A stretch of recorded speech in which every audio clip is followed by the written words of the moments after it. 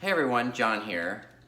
So I have the LG OLED B7A here, and I want to talk about the differences.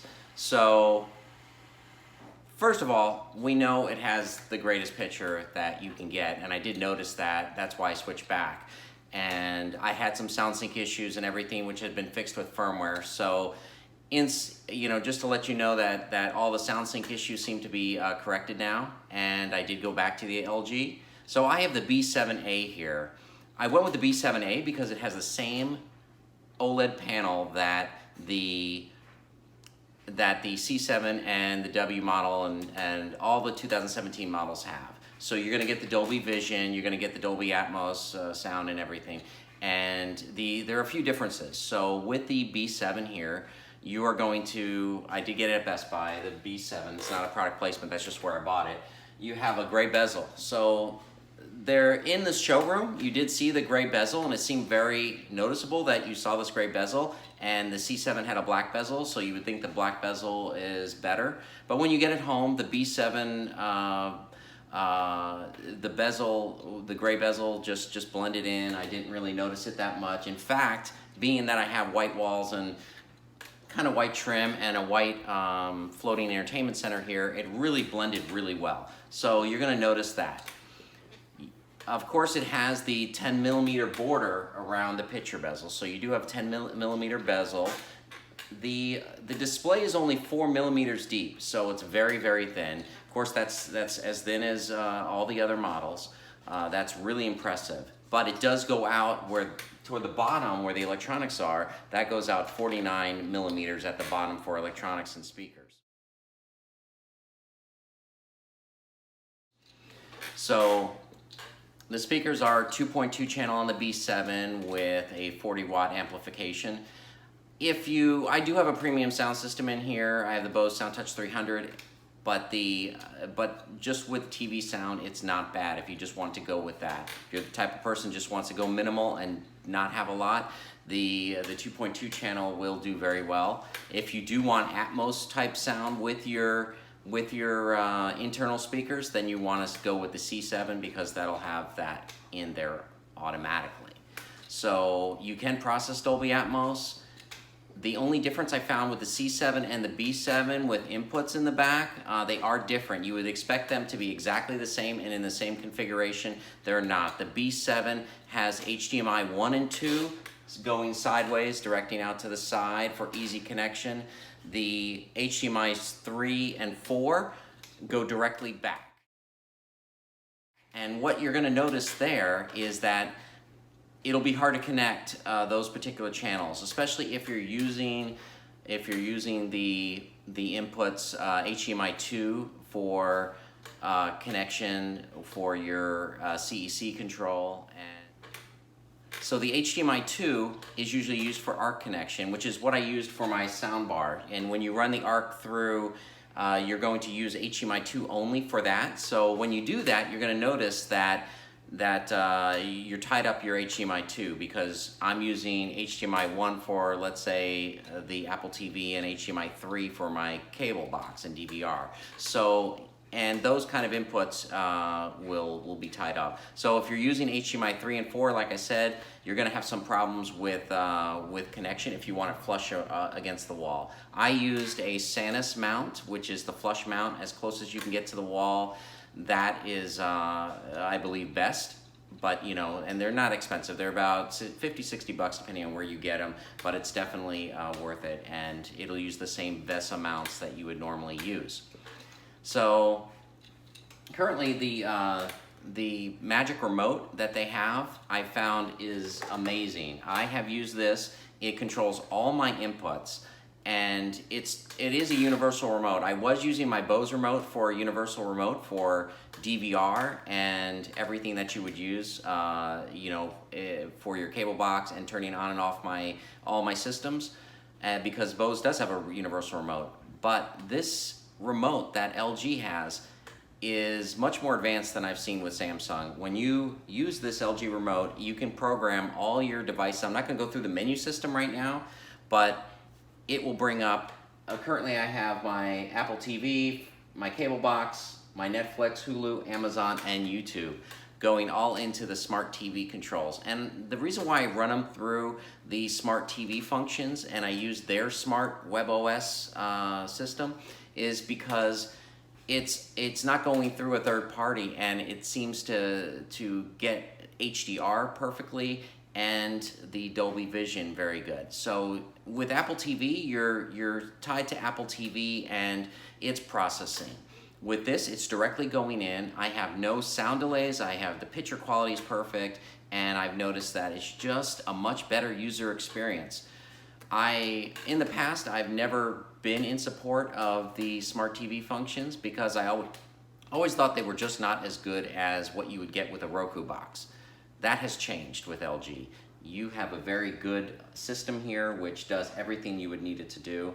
Again, this video is not going to go into all that, but I just want to let you know that I am a big fan of that. So the only thing I use my Apple TV for is my streaming from my phone with music and Apple Music and the apps that aren't supported with the WebOS. So my wife uses BritBox, so we use that, and it works really, really well.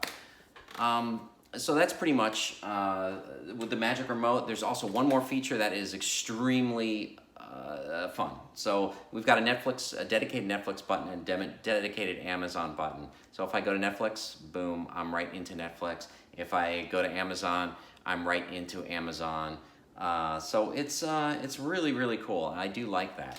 So, you know, it's amazing. The smart TV features, you really don't need to have too much of an external device. It does pretty much everything you need it to do.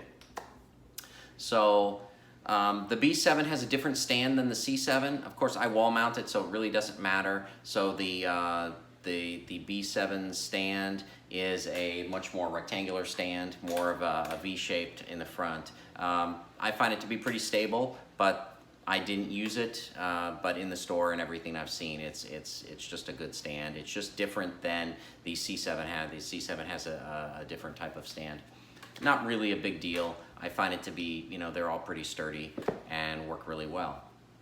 So that is my initial expectations of this TV were that I was going to see some differences with the usability, but there isn't. So I do recommend the B7 if you are getting you know, a TV. I think on Black Friday it was $22.99, down from what I spent on my C7, which was $3,200 at the time. So you're going to see a considerable price difference. I don't think there's any reason to get the C7 over the B7 unless you want the Atmos internal speakers, or you really care about the black bezel, which I didn't think there was an issue there. And if you want a wall-mounted one, you want the W model with the, I think it is the W model, and I could be wrong on that, so you might correct me on that, but the one that just where the sound bar is at the bottom and you just have it flat flush against the wall. If you really care about that, you're going to spend $6,000 on that. Other than that, the great buy this season for the 2017 model, you cannot get better than this TV. It really does have a great feature. The other thing it has, as you can see, it has a function to where it will go into screensaver mode right from the TV. So the problem that we've had with Burnin with this TV is a serious thing. I wouldn't recommend this TV if you're the type of person that uses gaming and it's got a heads-up display where it's a static display all the time. You will get a burn-in, and that's unfortunate because unfortunately with OLED TVs you get the best picture quality, but it's more sensitive. You have to take better care of it than an LCD TV or the regular LEDs that you're currently using, because you do get a burn-in issue. If you watch news all the time and you've got the news ticker at the bottom, you're going to have burn-in, and that will cause your TV to get that shadow effect. So if you went to a white screen, you're gonna see the remnants of that display still burned in on your screen, and that won't go away with that. So there is a risk to that. Some people say that using vivid mode is a problem. I use vivid mode all the time, and I don't have a problem with it. I think that as long as your picture is switching all the time, it's not static, vivid mode should not bother your TV. I am not a videophile to where I calibrate perfectly. I like it to be bright. I like it to be showroom. I live in a bright room and a bright environment, and that is as what I normally use. So I don't have a problem with that. So just remember, when you're using the TV with static displays like news and other static displays, don't spend too many hours on that. It won't hurt the TV initially. It will not damage the TV as long as you switch it back and use regular TV with some moving content. Will exercise those pixels. So it's, the TV's not for everybody. So it's not for those gamers who have the static heads-up displays and those kind of things. But other than that, if you're a normal user of the TV, it's a little more careful that you need to be. But I don't think you have a problem. Okay, let's talk about some reflectiveness issues with the TV. So with the Samsung TVs, they're a little shiny, and I do like that, and I do get some reflectiveness with the TV, but it's never been an issue. They really kind of monitor that and make sure there's no reflective issues. However, with the LG OLEDs, you are going to notice, as you can see, my studio lights in here, you're seeing reflection in the TV, and that's from the lights. So that's a good example of some of the things that you might see. I do notice some shiny reflectiveness on the TV in a very bright room during a lot of daylight. It really doesn't bother me when I'm directly head on. I don't have a lot of windows that shine directly onto the TV. But if you are in a bright room, that might be an issue for you with this TV. So I really haven't seen anyone complain about this particular function, but this particular issue. But I think that it is something to note. So just make sure that you're aware of that. If you really have a bright room and you've had issues with reflectiveness in the TV, you might have an issue with this particular TV because it is highly reflective. I don't know how they are managing toning that down, and being that they want to keep it as bright as possible, I don't know if we're going to see much improvement at the moment. But you know, I'm not one that watches TV in the dark, and I notice a little reflectiveness, but I really don't care because this is the only TV that you can literally go from the side of the TV and it's like a piece of paper on the wall. There is zero problems with angle on this TV, so you can watch anything. But just something to be aware of. Again, I do these videos weekly. Make sure that you subscribe and hit that bell. I really love to hear your comments, so please comment on the videos. I will respond, and I will give you my honest feedback on what we can do, and let me know what else you want me to look at these days.